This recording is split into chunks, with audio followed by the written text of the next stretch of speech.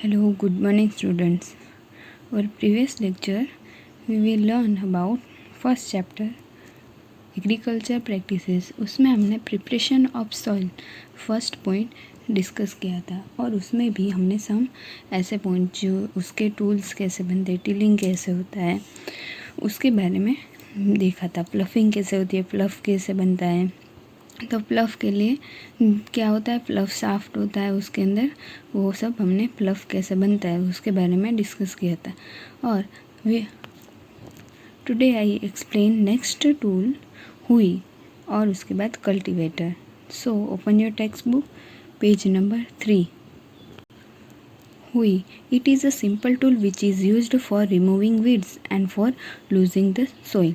ये सबसे सिंपल एक टूल है जो वीड्स होते हैं, जो अननेसेसरी प्लांट्स होते हैं उसे निकालने के लिए और सोइल को लूसिंग करने के लिए यूज़ होता है। It has a long rod of wood और आयरन। इसके अंदर लॉन्ग रोड होता है आयरन का।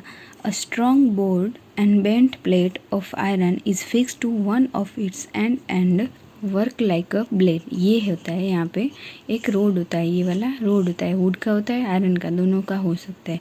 और वो यहाँ पे ये बीम से अटैच होता है और यहाँ पे हैंडल होता है जिससे हम पकड़ कर लगा सकते हैं। और यहाँ पे ग्रिप करने के लिए ये स्टैंड रखा जाता है और यहाँ पे बेंट प्लेट होती है जो एक ब्लेड की तरह काम करती है। आपने कभी भी अपने पेरेंट्स को सुना हो तो बोलते हैं कि विखेड़ा जो फार्मर होंगे उसके पेरेंट्स, वो उसको सबको पता होगा। तो it is pulled bye animal, ये एनिमल के थ्रू भी पुल किया जाता है और कोई पीपल भी इसे पुल कर सकते हैं और इसके थ्रू कल्टीवेशन फ्लफिंग हो सकता है। तो ये सेकंड सिंपल टूल है। उसके बाद आता है कल्टीवेटर। अभी के ज़माने में तो कल्टीवेटर ही ज़्यादा चलता है। Now days ploughing is done by tractor driven cultivator. अभी के ज़माने में आप सब देख ही रहे होंगे कि ट्रैक्टर ज़्यादा यूज़ हो रहा है। The use of cultivator save labour and time. और कल्टीवेटर क्या करता है, ऐसा कल्टीवेटर जो पीछे लगे होते हैं ना, वो उसे क्या कहते हैं, कल्टीवेटर कहते हैं। और कल्टीवेटर के थ्रू हम ज़्यादा टाइम भी नहीं लगता है और जो लोग होते हैं, लेबर होते हैं, वो भी कम लगते हैं। यानी कि कल्टीवेटर के थ्रू हम लेबर और टाइम दोनों सेव कर सकते हैं। यहाँ पे हमारा फ्लफिंग और first point preparation of soil complete हुआ। Now second point is sowing. Sowing यानी कि जो हम सोविंग सीड्स को सोव करते हैं तो उसके लिए क्या क्या करना पड़ता है। Sowing is an important part of crop production. ये सबसे इम्पोर्टेंट पार्ट होता है सोविंग एग्रीकल्चर प्रैक्टिसेस का।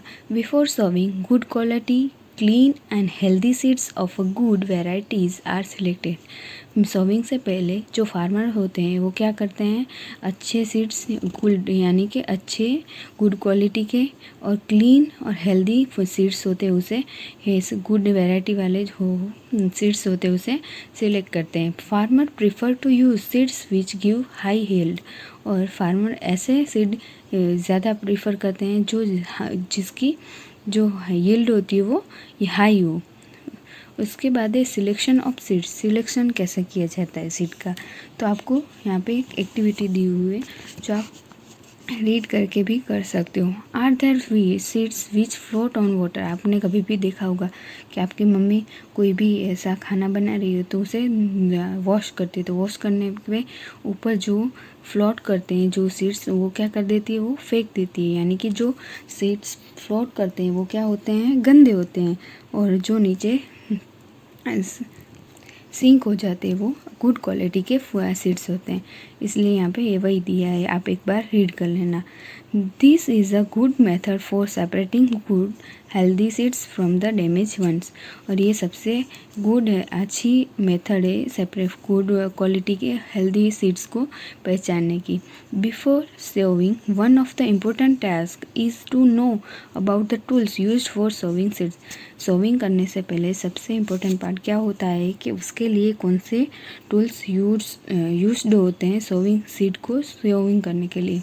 तो यहाँ पे सम के लिए दो टाइप से, ट्रेडिशनल टूल एंड दूसरा सीड ड्रिल। तो फर्स्ट है ट्रेडिशनल टूल के अंदर, the tool use traditionally for sowing seeds is shaped like a funnel. Funnel जैसा होता है ऐसा। यहाँ पे दिया हुआ है ना, जो फनल जैसा होता है, ऐसा फनल शेप का जो टूल होता है उसे ट्रेडिशनल टूल कहते हैं। और फनल के अंदर क्या किया जाता है, ऐसा फनल जैसा जो सीड ड्रिल ट्रेडिशनल टूल होता है उसके अंदर उसे सीड से पूरा फिलअप किया जाता है फनल के अंदर, और पास्ड ड्रोन थ्रू 2 और 3 पाइप्स हैविंग शार्प एंड्स। और यहाँ पे नीचे 2 या 3 शार्प एंड वाले क्या रखे जाते हैं, पाइप्स रखे जाते हैं, और जैसे एनिमल इसे पुल आउट करते हैं तो इसमें से एक एक सीड्स होते हैं वो नीचे गिरते हैं और उसके ऊपर सोइल से रैप किया जाता है। This ends pairs into the soil and place seeds there. और यहाँ पे सीड्स से पूरा क्या हो जाता है, रैप हो जाता है, और ऐसे जो सीड्स होते हैं वो उग जाते हैं। तो ये सबसे इजी और ये पहले के ज़माने में ज़्यादा यूज़ किया जाता टूल था, ट्रेडिशनल टूल। अब उसके बाद आता है सीड ड्रिल। यहाँ पे दिया हुआ है सीड ड्रिल। सीड ड्रिल के बारे में तो आप सब जानते ही होंगे, देखे भी होंगे। तो इसके बारे में now days the seed drills is use for sowing with the help of tractor के साथ इसे यूज़ किया जाता है। This shows the seeds uniformly eight equal distance and depth. ये इक्वली यूनिफॉर्मली अच्छी तरह से इक्वल डिस्टेंस पे और अच्छी डीप में ये इसके थ्रू सोविंग होता है।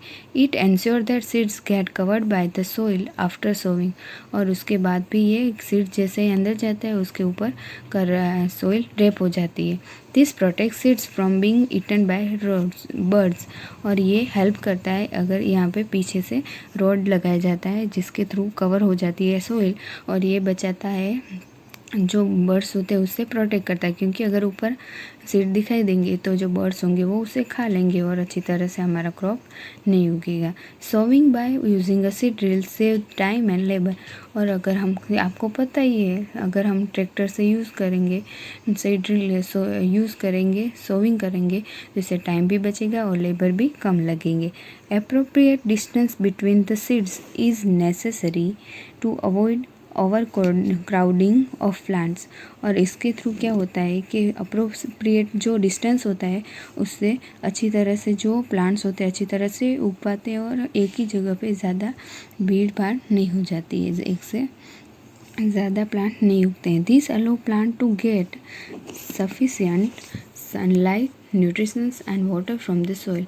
इसकी वजह से जो प्लांट होते हैं एक एक प्लांट से को sufficient sunlight nutritions and water easily soil में से मिल सकता है। At a time a few plants में have to be remove to prevent overcrowding. और इसकी वजह से दूसरी जगह हम सोचें तो इससे जो प्रिवेंट ओवरक्राउडिंग प्लांट होते हैं उसे भी हम निकाल सकते हैं। उसके बाद आता है adding manure and fertiliser. The substances which are added the soil in the form of nutrients from the healthy growth of plants are called manure and fertilizer। यानी कोई भी ऐसा सब्सटेंस हम ऐड करते हैं कोई भी फॉर्म न्यूट्रिशन के फॉर्म के थ्रू जो प्लांट को कंपलसरी चाहिए तो उसे क्या कहते हैं, मैन्यूर या तो फर्टिलाइज़र। मैन्यूर यानी वो नेचुरल होता है और फर्टिलाइज़र्स जो केमिकल के थ्रू फैक्ट्रीज़ के अंदर बनता है उसे फर्टिलाइज़र कहते हैं। Soil supply mineral nutrition to the crop plant. Soil होती है वो मिनरल सप्लाई करती है प्लांट क्रॉप को। This nutritions are essential for the growth of plant. और वो न्यूट्रिशंस एसेंशियल प्लांट के ग्रोथ के लिए पूरा सफिशिएंट नहीं होता है। इन सर्टेन एरिया के कोई एरिया में farmers grow crop after crop in the same field. कई जगह पे फार्मर वही सेम फील्ड में सेम क्रॉप लगाते हैं एक के बाद एक। The field is never left uncultivated और फॉलो। और उसकी वजह से अच्छी तरह से फील्ड क्या हो सकती है, कल्टीवेट नहीं हो पाती है। तो continuously cultivation of crops makes the soil poor in nutritions. और इसकी वजह से जो सोइल के अंदर न्यूट्रिशंस होते हैं वो धीरे धीरे कम होते जाते हैं। Therefore farmers have to add manure to the field to replace the soil which nutritions. और उसकी वजह से जो फार्मर्स होते हैं वो सोइल के अंदर मैन्यूर ऐड करते हैं जिसकी वजह से जो न्यूट्रिशंस है वो सोइल को सफिशिएंट हो जाए। This process is called manuring, और इसे क्या कहते हैं, इस प्रोसेस को मैन्यूरिंग, मैन्यूर ऐड करते हैं हम सोइल के अंदर तो उसे मैन्यूरिंग कहते हैं। इम्प्रॉपर और insufficient manure result in weak plant, और अगर इनप्रॉपरली और इनसफिशिएंटली मैन्यूर दिया जाता है तो इसका रिजल्ट क्या होता है कि जो प्लांट होते हैं वो वीक हो जाते हैं। Manure is an organic substance obtained from the decomposition of plant और एनिमल वेस्टेज।